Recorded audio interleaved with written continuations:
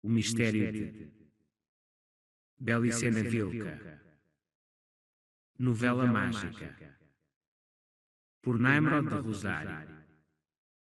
Coleção. Espada de Tarsis. O mistério de Belicena Vilca por Naimrod de Rosário, primeira edição argentina.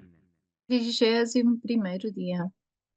Tudo isto vós o conheceis bem, agregou Vera, que era quem estava a descrever o desenho de Seferídeos, mas repetiu o essencial para evitar mal-entendidos, pois em seguida explicaremos o mistério da Pedra do Fogo. Esta explicação, que nos foi pedida pelo grão-mestre do templo, requer a compreensão prévia e exata da obra do Uno, da criação de Ao, da sua manifestação no criado como árvore rimon, dos princípios imanentes e absolutos, de seu tríplice princípio da ação imanente, Shekinah, Habit, Metatron. Suspirou aliviado o grão-mestre, quem já temia que a explicação pedida não chegasse nunca. Observai as raízes da árvore da vida. Surgem do 10º Sefirá, o reino que leva no seu trono o signo do amendoeiro, como o candelabro menorá. As raízes são 7 e terminam nos cálices da flor do amendoeiro, de onde se assomam ao mundo terrestre os olhos de Au, os olhos que nunca dormem, os olhos que veem tudo, os olhos que viram o profeta Zacarias.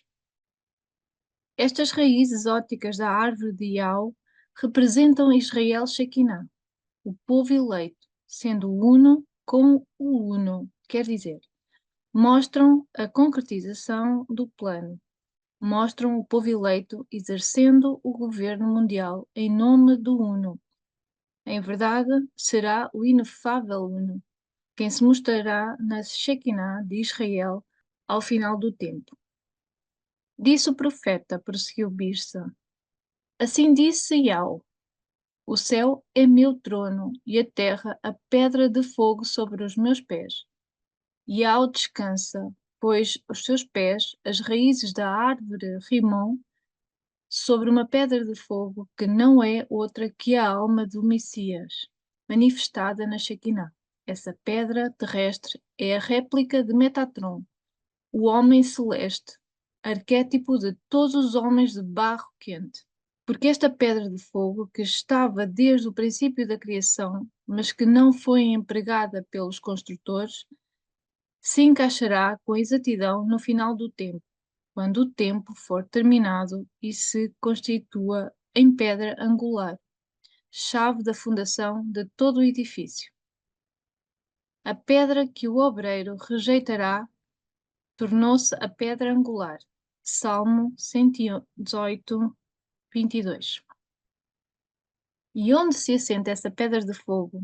A alma do Messias Metatron, que é o modelo de todos os homens de barro quente.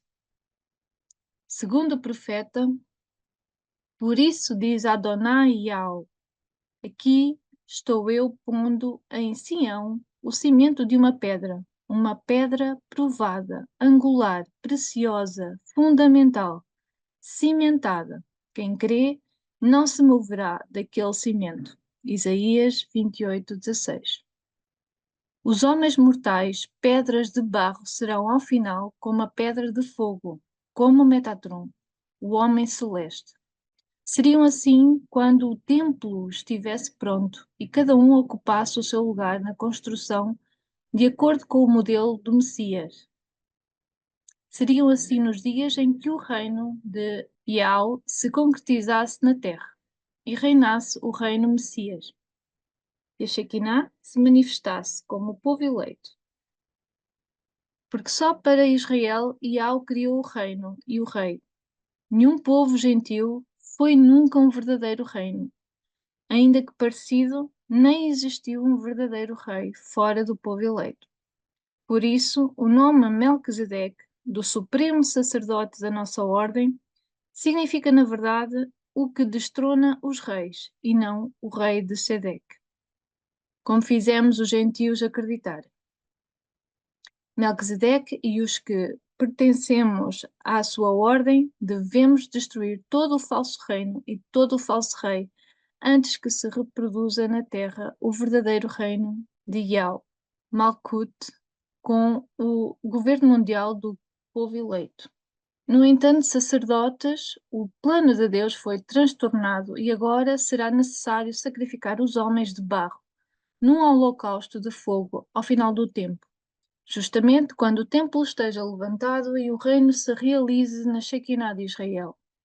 Como lhes asseguramos, a pedra de fogo deverá ser lavada com lexívia para apagar o seu sinal abominável.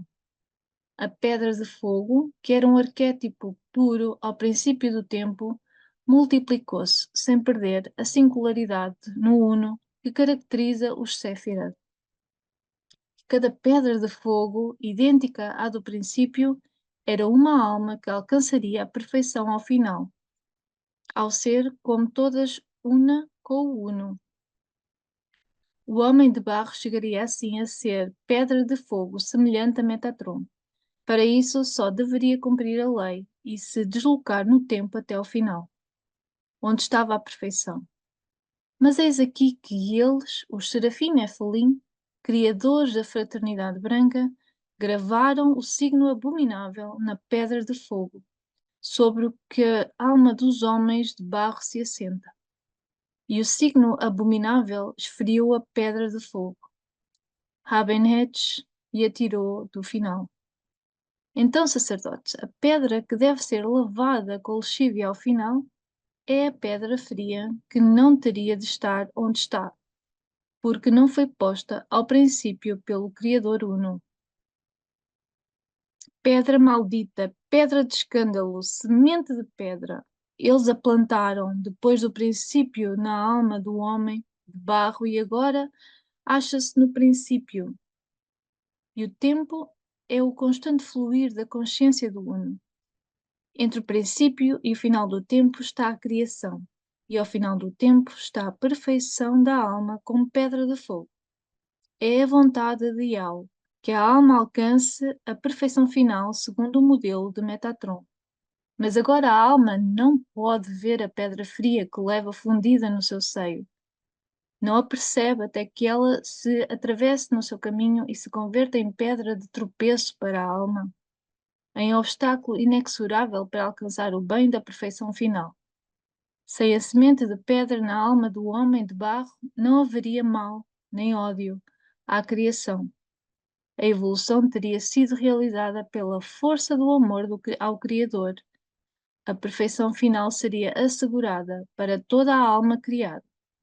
Agora, este plano de Yao será impossível de cumprir, e o juízo Din do Ancião dos Dias determina que só quem alcança o bem da perfeição final, em qualquer tempo, chegue vivo ao final do tempo.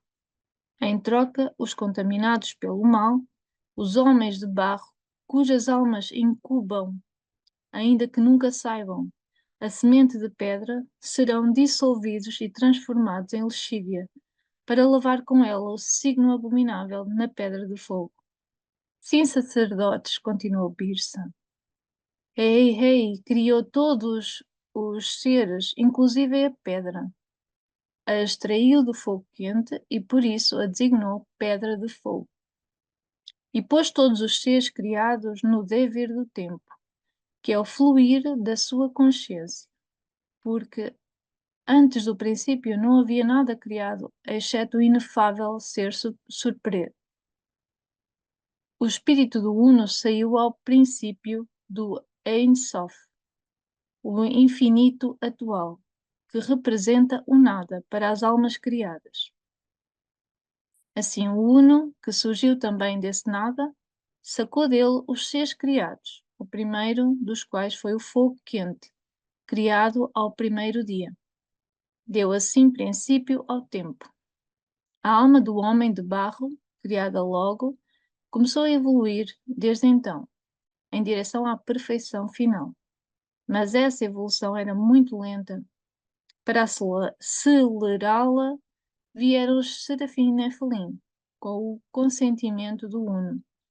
Também surgiram os Eisof, A tais anjos nossos inimigos denominam deuses traidores. O certo é que eles extraíram do nada o abominável signo não criado e o gravaram na pedra quente. E essa foi a origem do mal.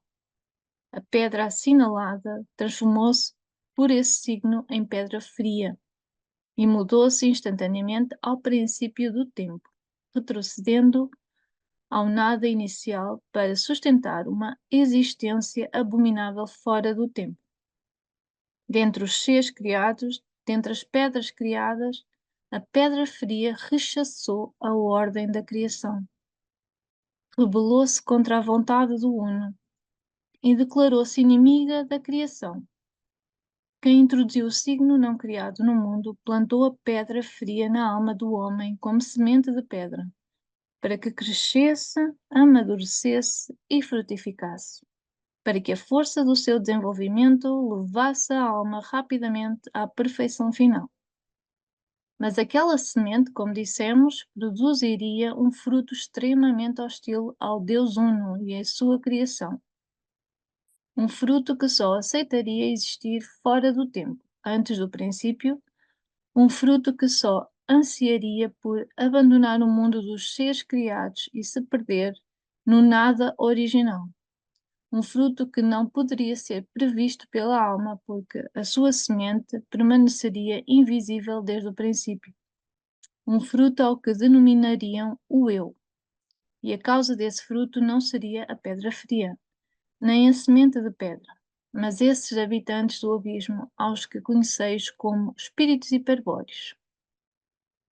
Eles são nossos verdadeiros inimigos, mas, por sorte, só podem se manifestar na alma do homem mediante a pedra fria. Entendereis que aquilo que os encadeia à alma do homem, sem que eles o percebam, é a pedra fria no princípio. No entanto, se a pedra quente foi extraída do fogo quente, o fogo frio, ao contrário, brota da pedra fria. Por esse fogo não criado, a estirpe maldita de Tarsis, que acabamos de exterminar, escapou por séculos ao nosso controle e infectou o mundo com homens de pedra que quiseram destruir as bases do culto. Ao parecer, os Serafim Nefilim não contaram com que o fogo frio brotaria da pedra fria e revelaria aos homens luciféricos o que eles denominariam negrura infinita de si mesmo. Por isso é necessário, desde que tal odioso mistério foi possível, evitar no futuro que a semente de pedra amadureça e frutifique, que nasça a criança de pedra, que receberá a revelação do fogo frio e apagará o fogo quente do coração. É necessário lavar a pedra fria com lexívia para que recupere o fogo quente, o fogo que jamais deve abandonar o coração do homem. Na verdade, sacerdotes, ainda que eles culpem o Uno e os seus representantes terrestres da desgraça que os atinge, foram os serafim hiperbóreos, os que moram no coração de Iau, Tiferet, os que conservam o encadeamento espiritual. Certo que estes obraram com o consentimento do Uno e ninguém sabe quando nem para que os criou, nem porque lhes outorgou o poder de extrair seres do nada, a menos que se conceda crédito ao que eles mesmos afirmam, que não são seres criados pelo Uno, mas que procedem, como Iaie, de um mundo existente mais além do Ein Sof, o que a sua natureza espiritual é igual à do Uno. Mas crer nisso seria cometer a maior heresia contra Hokmah, do mestre de tudo, pois acaso não declarou o Uno mesmo sua unidade absoluta e excludente? A quem me compareis que se me pareça, disse o santo ancião. Erguei vossos olhos e olhai. Quem criou tudo aquilo? Isaías 40, 25.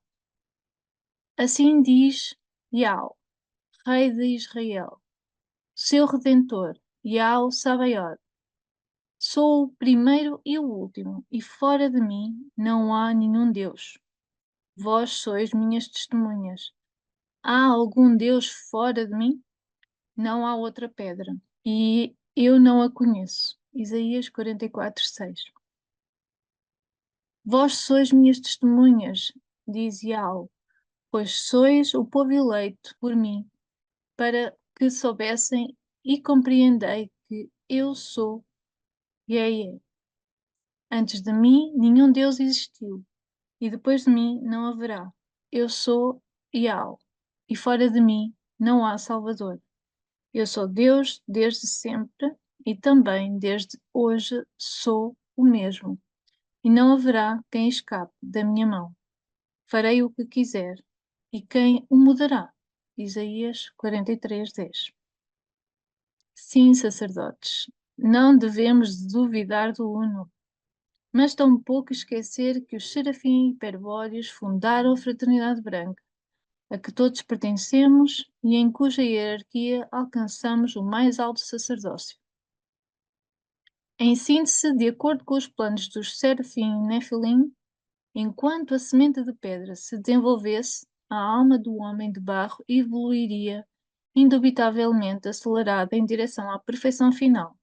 Mas a realidade contradisse esses planos. Aquele germe do mal, ao frutificar, longe de impulsionar a alma e se elevar à perfeição final, a afundaria no terror de abismos sem nome, na eternidade de uma negrura infinita. Ao fim, a semente de pedra acabaria dominando a alma do homem de barro e convertendo a este no inimigo do Criador e da criação, endurecendo o seu coração e o tornando um ser carente de amor, o transformando num homem de pedra. É por isso que nós, os sacerdotes perfeitos, devemos propiciar o holocausto do fogo, que lave com lexívia ao final o sinal abominável na pedra que está plantada na alma do homem de barro, concluiu Pearce. Se gostou deste conteúdo, subscreva o canal. Força e honra, camarada!